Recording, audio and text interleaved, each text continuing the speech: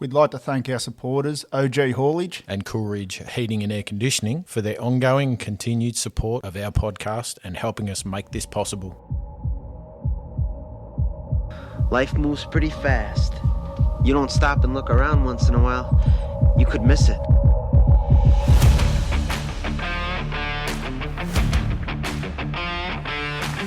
Let's get into it. Yep.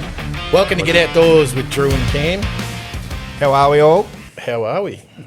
How you doing, Camo? Oh, kicking along, mate. You know, Yeah. just been busy, school holidays, sick kids. Yep. You know, the fun of it. What about yourself? You been about the same boat? Or? Being the podcast that gets you off the couch, I've had a bit of couch time. Everybody's entitled to some couch time. They are, man. They are. Yeah. If anyone notices that little laugh in the background, we've dragged Nemo back to this podcast. Heidi-ho. Apparently he did all right on the last one and was quite... He had subtle tones to listen to. Well, he did. Yeah. He did. Thanks to a bit of editing. Yeah. Yeah. He sounded you. great. A job done well. So if you hear any slaps at the moment on this podcast, it's the disciplinary thong. We'll post a picture of it, I reckon. I think so. Yeah. Yeah. If anyone screws up, Cam gets There'll be to a whack him across the top of the head. It's the thwopper. It's going to be a problem when I stuff up. But anyway. We'll call it the discipline thong. The disciplinary We'll get thong. thonged. So yet again, this is just three mates sitting around a table having a giggle. But Are we mates? We still haven't established that. Nah. we are still mates. Nah. 100% we're No, mates. We're family. brothers from another mother. Family We to a haven't degree. swung at each other yet, so... No. I say yet. Oh, well, there's always an opportunity. There's that always could a arise first. whenever. But, yeah. I think after So- a certain amount of time, it becomes family, not friends. It's definitely family. So True. I don't know how many years I've known you two, so it's a fair while. Yeah. Uncle Nemo, Uncle Drew. Yeah. Really? Yeah. Uncle Drew. Yeah. Ooh, that's Yeah. a first. So anyway, back to couch time, Drew. 'cause Couch time, mate. It's interested me. Couch time. You've gone couch time. Just been down a bit crook. There's been crook. Kids are crook. There hasn't been the weather we've got. Just, I've been working heaps. Like last couple of weeks, I've been doing give or take 12-hour days.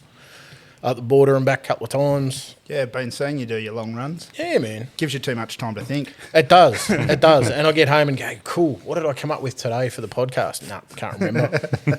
There's always something going on, though. There is. There's always the Snapchats back and forth. True. True. What's news with you, Camo? Look, let's go somewhere that might have something to talk about. Rightio. So, school holidays, we had sick kids. We made them battle through. Yep.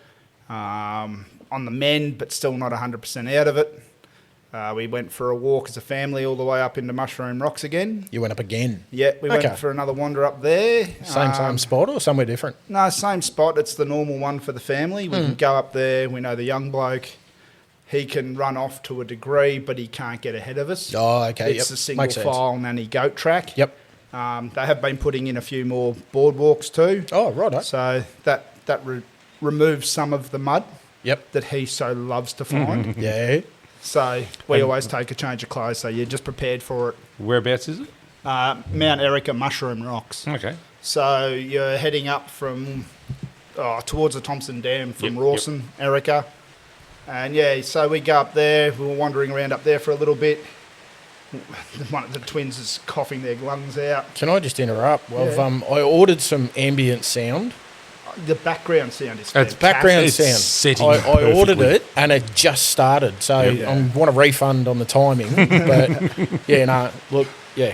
Keep It's going with just that. started to rain on a tin roof. It's a nostalgic sound. It doesn't get more outdoors That's right. than doing a podcast under a tin roof. And with the crackle of the pot belly, it's just perfect. Well, yeah, we've got the fire going. We've got rain on the roof. That's We've right. got a fish called Nemo sitting with us. What more could we ask for? So, yeah, but heading up Mushroom Rocks, we got up towards the rocks, and Yep. the weather started to turn a bit. Yeah. And the young bloke, being spicy, doesn't like the weather. Oh, okay. The wind, the rain got Yep. up. The rain wasn't actually rain; it was snow. We were Oh, getting wow. snowed on You as were we were getting walking sleet. up. Yeah. Yeah, No, right. it was snow. Actual snow. It was snow. That's awesome. So, Cool. like, when I say we were up near the rocks, Yeah. we could see straight across to the summit of Mount Erica, Yep. and the snow line would have only been a couple of 100 metres at most above us. Oh, right. Like Wow. Yeah. a thick blanket of snow. Where you walked, did you Yeah. have snow? Yeah, there was little patches of it that Yeah. would come through. What'd the kids think? So they've thrown it at Dad before. They've thrown it at Dad again. That's ace. I've taught them well. So it's it's a go-to walk for us. Yep. It's too close for home for us not to go up there, and the difference can be like in the rain now. It would be completely different to walking in the snow up there. Oh, 100%. It changes that much. Yep. So, and it's an amazing little bit of land to go up and have a look around. So. Yep. Is it a hard walk? To get up to the actual rocks, you're about 45 minutes at a constant pace from the Okay. car park. Yeah, I mean, it works quite well for the family. What have you Yeah, been right. doing last week or two, Nemo? You been out and about at all? I or- was up around that area myself. Well, Yeah, myself, Sam, and Ruby went down to, across to Walhalla. Yep. Did a little bit of a walk around there, went and looked at the cemetery, and Yep. It's a steep walk up to that. isn't it just? Yeah. Yeah. I was wondering why my glutes were a bit sore the next Is day. that the one off Main Street where you go to the Yeah. right up Yeah. the hill? Yeah. Their Oh, heads, stink. their heads Yeah. are 6 foot under the earth, and their toes are still sticking out. Yeah. Yeah, It's it's a pretty amazing place to go and have a look at. Yeah, definitely. So the girls were quite impressed with the. We didn't walk around town as such. Drove up, did a U-turn, drove back down, nice and slow. That's seeing Walhalla. That's exactly right. Yeah, and they were quite impressed with the age of the town and the likes. There's Hadn't they actually- been up there before? No, Oh, right. no, yeah, Did you go to the gold mine, the long tunnel there? no. We Okay. just drove up. Basically, drove back, stopped at the cemetery. Yep. I walked across the road and had a look at the creek, and Stringers Creek. yeah. Was there much water in it? It's normally not a huge I was creek. No, gonna no, say it's I'll- normally a trickle. Yeah. The times Yeah. we've, like last time I went up there, I think was with you. Oh, when we stayed at Hazelnut Farm. I think it might have been, and it was merely like 4 cups of water running down. Yeah. That was it. Yeah, that's one of the little streams I used to fish all the time for trout. Oh, right. In that yeah. crystal clear water. Yeah, it is. You could be knee deep in the stuff, and you can still see everything crystal clear. You get much out of there fish wise or not? There's a lot of little brown trout in it. Okay. You're not fishing there for size. No. You're fishing Sport. there just for enjoyment of being For sport. in that sport. Yep. Yeah, in that little area. So Did you end up the Nuge Hotel? Yeah, we did. You Yeah, did? so How was that? Oh, a good feed as always. Yeah. Was the it busy? hotel, The the hotel or the tool shed? No, the hotel. The hotel Yeah. itself. So we did the trek up the Borbor Road Yep. with the thought of maybe going up Borbor, but Cha-ching! yeah, well, not only that, but on the actual Borbor Road between Walhalla and Nuji, with a line of cars parked both sides of the road. It was single lane. Oh, through. dead set. Yep. It was just Flat out. crazy. People just parked on the. Give me the thong. Camo. You're done. So I wasn't stopping, but No, like this rain. yeah, exactly. Welcome to Victoria. That's it. Absolutely. We just have to speak louder. Yeah. So I had a look. I was going to take the kids up to Mount Borbor. yeah. I think it was $67 just to be able to drive up and park What? Oh, at Borbor itself. yeah. And then the toboggan pass for the toboggans was $20 without hiring. You had to bring your own toboggan Oh wow. per kid. Yeah, right. And then you have to tick at the box at the bottom that says, I understand that there may not be snow and this is non-refundable. Hang on. So 67 to park the car. And Yeah. that's the Then you got to drive have a up and permit park. to Yep. toboggan it. Yep. per kid? Then you're per kid in a session. So you knock out with the 3 kids, that's $60, 120 just to get in the gate, and them 2 toboggan, and then Yep. you've got to hire 3 toboggans on top of that. Yeah. And snow chains. Am I getting old saying that's expensive? I thought it was expensive myself. And it turned out that I'm glad we didn't, because we had stuff happen the next day that we couldn't have gotten up there. How would that compare to like Lake Mountain? I'm not too sure. I haven't looked into Lake Mountain or, Perisher or anything like that. Because I haven't been up the snow since both our girls were knee-high to grasshoppers. Yep. And we hired a toboggan. I think we hired some snow gear for the girls. Yep. And it didn't come across like drug money. Like Yeah. to me, from what I remember, it wasn't stupidly expensive. So Yeah. Well, Mount Erica, Erica, have got a snow hire place that do toboggans, chains, the works. So I think to hire a set of chains was $30 through them. Toboggans are $10 a pop to hire for the day. See, I don't mind that. I'm not being a scumbag. Don't get me wrong. You know, family of four. You spend $100 on dinner. It's expected. Yeah. It's $25 a head plus a drink. Yeah. But if you're going to the snow, falls from the sky. Yeah. Like I'd rather grab the old tyre tube and head up Mount Donna. Yeah. Well, that's why I normally I take the kids up to St. Quinier when the snow's up there, but the rain we've had lately has taken all that snow and turned it to slush. Yeah. And there were people actually deciding to take food dye up there for some new trend or something. That Yellow food dye? No. And then dare someone to eat it? We're talking, I'd do that to people anyway. Yeah, I know. I think we all would. We're talking, bottles of blue food dye, purple food dye, red, and just throwing it all over the snow. Looks like somebody's been up there spray painting it. Yeah, right. And I don't know how I feel about that. I think it's atrocious, to be honest. I don't know how I feel about that. Yeah. You spend all the time to get up there and go, and then someone's done that. Yeah. And then you go to your kids, well, you can't play in that snow now, can you? Because you'll be covered in You'll food end up dye. like a B&S. I was about to say that. You come back looking like you've been to a B&S. Yeah, there's nothing wrong with that either. No, but Yeah, you don't want to throw your three kids into blue food dye. That's right. And then trying to toboggan it.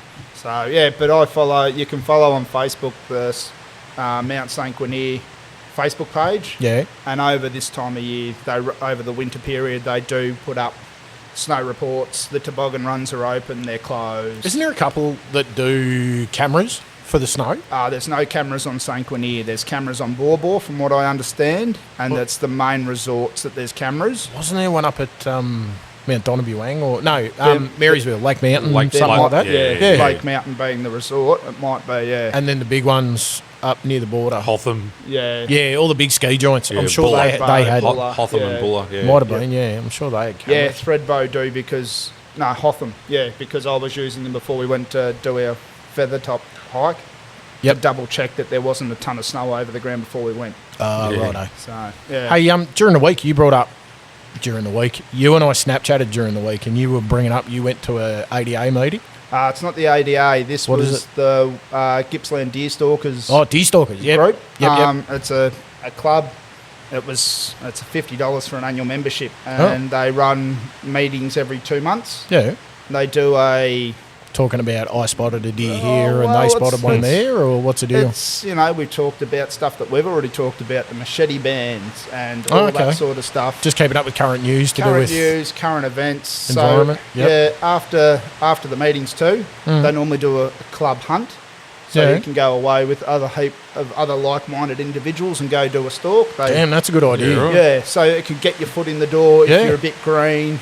They actually camped up at Eagle Vale. One of the blokes that I know through work, he went on the trip. Yep. He said a couple of them saw deer up high. No one really fired a shot from what I understand, but they go to different locations after the meetings. They had a fella from the company called Cleaver. He does salumi cabinets. So your biltong dry. Salumi or salami? Salumi is how it is pronounced apparently, but I'm not from that background. All right, so he does cabinets for hanging your salamis. salami meat. Yeah. So he You like also salami, came Nemo? through- I do. You do? Yeah. I do, What, but what'd be your favourite? Got to be mild. Yeah. Favourite? I'm up there with camel.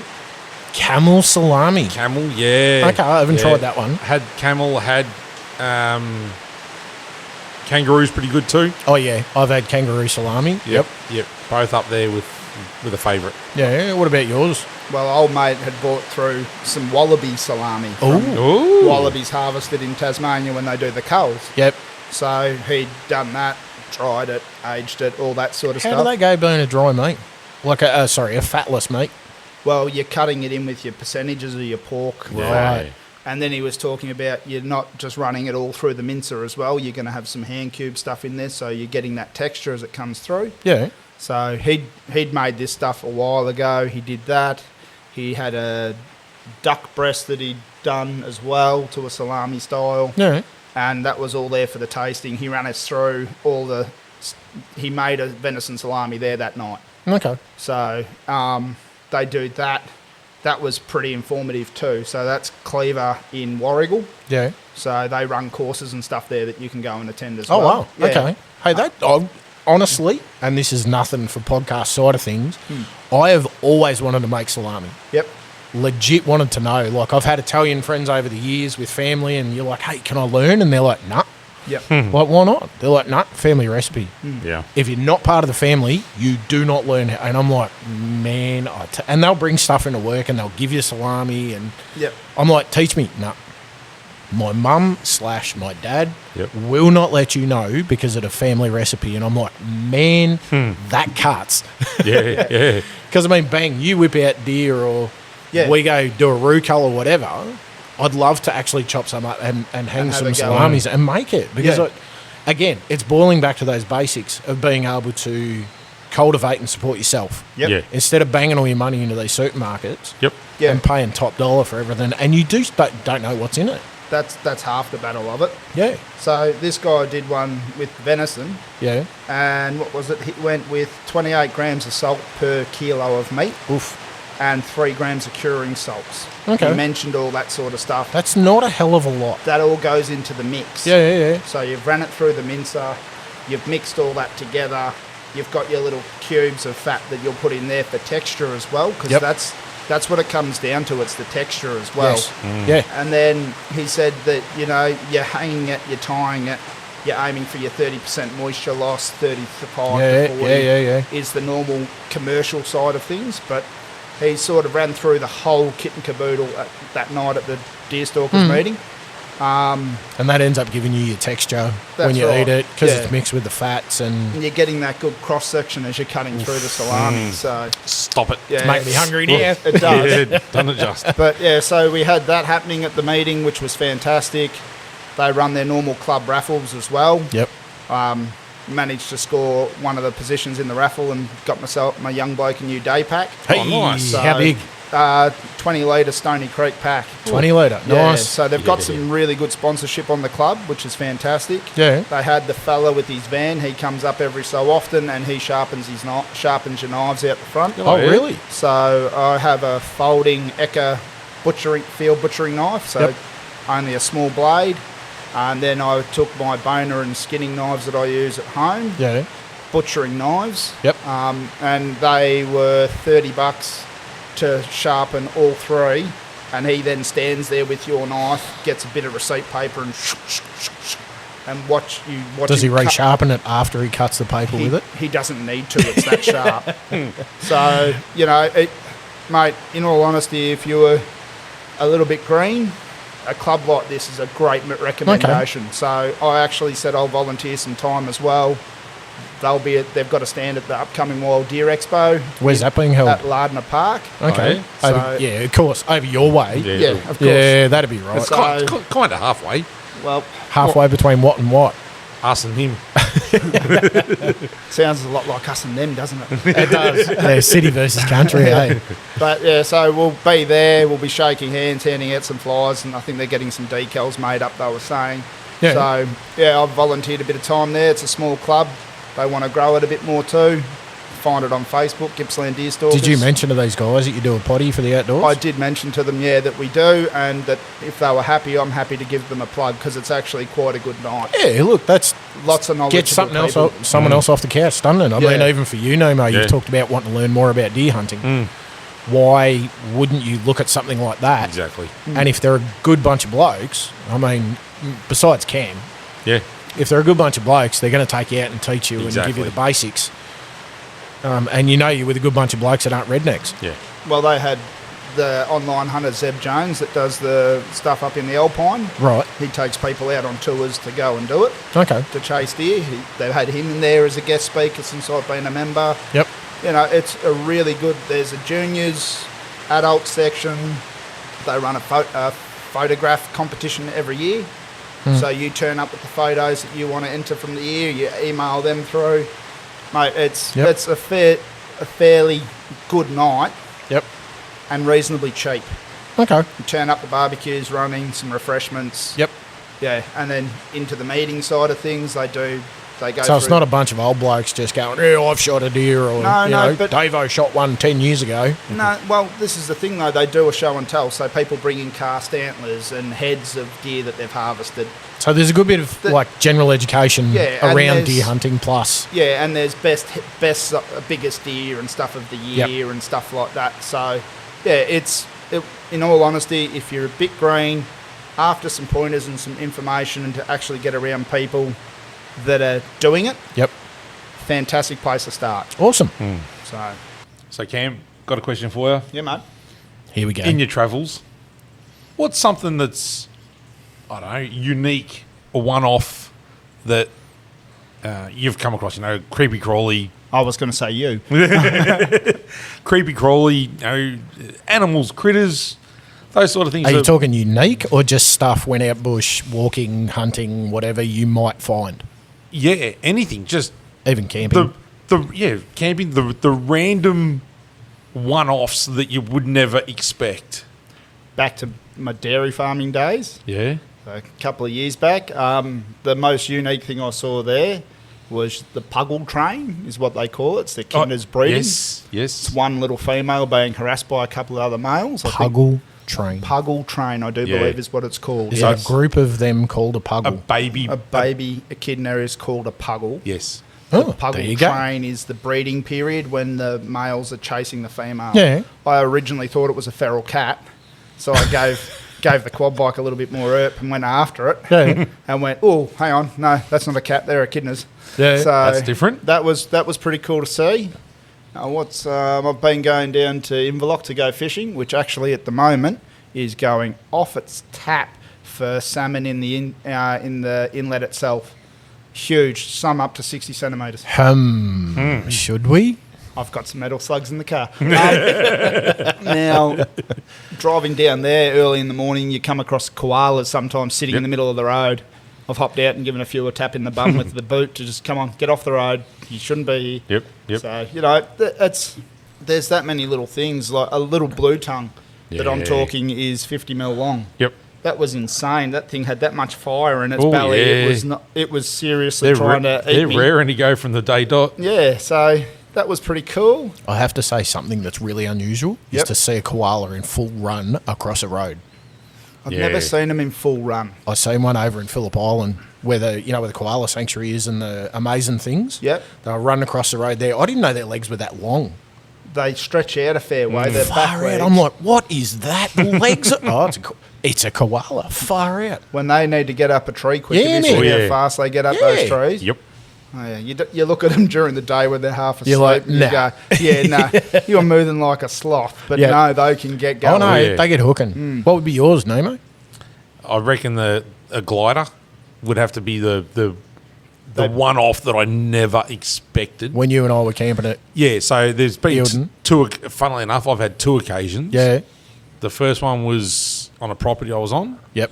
Where one just hit the tree above where we were cooking. Assume it was a sugar glider because we were cooking up sweet and sour chicken. Right. Flop, like the frog video. Yeah. It is. It's a flop on the tree. It just hit the tree and it was literally at head height. Yep.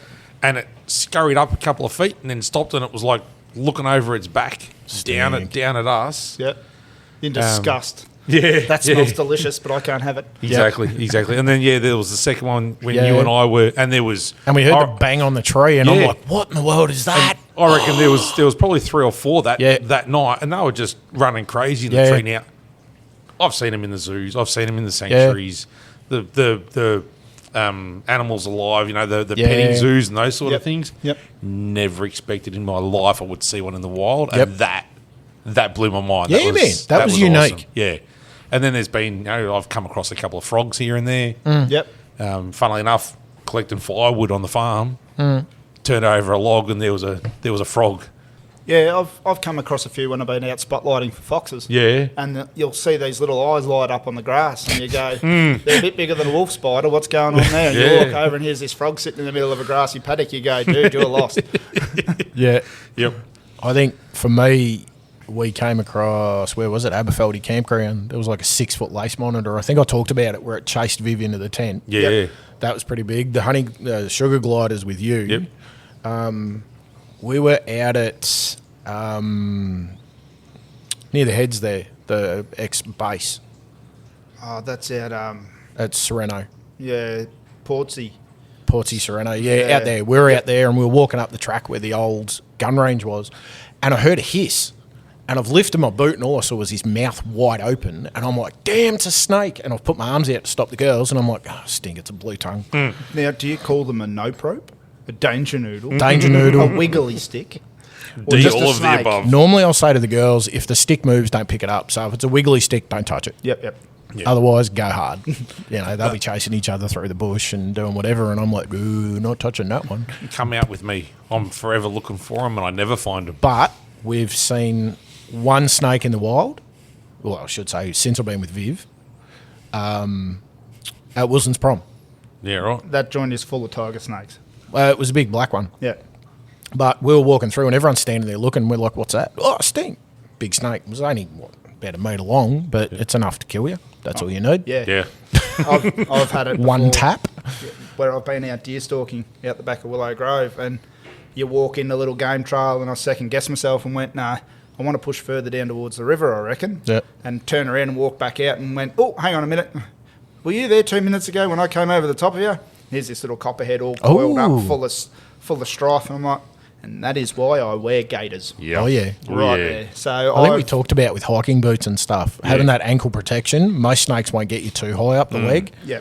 But having Average that- people get bitten below the knee. Yeah. Yeah. So having those gaiters halfway up your calf. Yeah. Well, I run those Hunter's Element Venom gaiters. Right. So they've got, And we're not sponsored by Hunter's we're Element not, yet. no. It'd be handy for me. Handy for all of us, I think. Now, I wear those simply because of, you don't know what you're running But into. where you're Yeah. walking is usually pretty much, I would say, virgin ground. Yeah, They've well- had free reign for the last 600 years. I'm normally moving along water courses and stuff Yes. like that where they are. So I've always said I'm in their area, they're not in mine. Well, that's Exactly. it. You're visiting. So I just sort of cruise through. I've even had it when I've been going down below Blue Rock fishing the old plunge pool down there. Yep.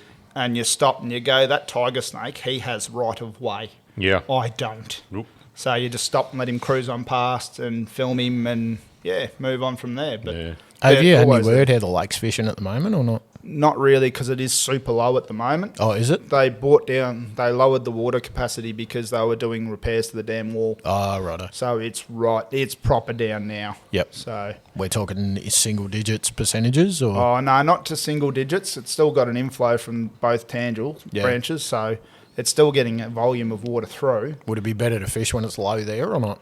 Well, Surely. Dodging more trees. well, the trees that you don't even realise are there are now almost fully out of the water. Yeah, right. So Should go up there for a visit. I would have thought less water. Well, it gives To it less fish water, ratio. consolidates the fish. they can't get away. That's as easy. exactly right. They There's haven't still got as plenty of much- water for them to run around. Yeah, too right. Not yeah. that they got legs. But, I'm hanging to chase another big redfin, man. oh, mate. I'm serious. I seriously, since we caught that one at your birthday, Yep. I'm like, could do with another one of them, I think. Easy. We can go try something down. I think we could do another overnighter up there. Yeah, I've got some spots in mind that we could do for an overnighters. So, Yep. Yeah. I do like that idea. Well, I think we're out of time here today, gentlemen. That about wraps us up, yeah. I think it wraps us up.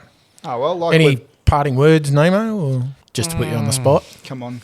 All right. Give us some wisdom. I'll go with the old adage, check on your mates. Hey, there it Yes, is. yes. Check on your mates. It's always important to check on your mates. It's the main thing. A quick phone call, even a text message, I suppose, can make a big difference to a lot of people. Or a cheeky Snapchat. I was about to say that. Snapchat. I don't mind sending a Snapchat, but Gentlemen, thank you for this chance to chat again. thank you again, Nemo. Thanks for dropping in, Coming Nemo. in. Thanks for having me. Absolutely. Anytime, buddy. Cheers. We'll talk to you next week, listeners, and thanks for listening. Cheers, all. Cheers, all. Toodaloo.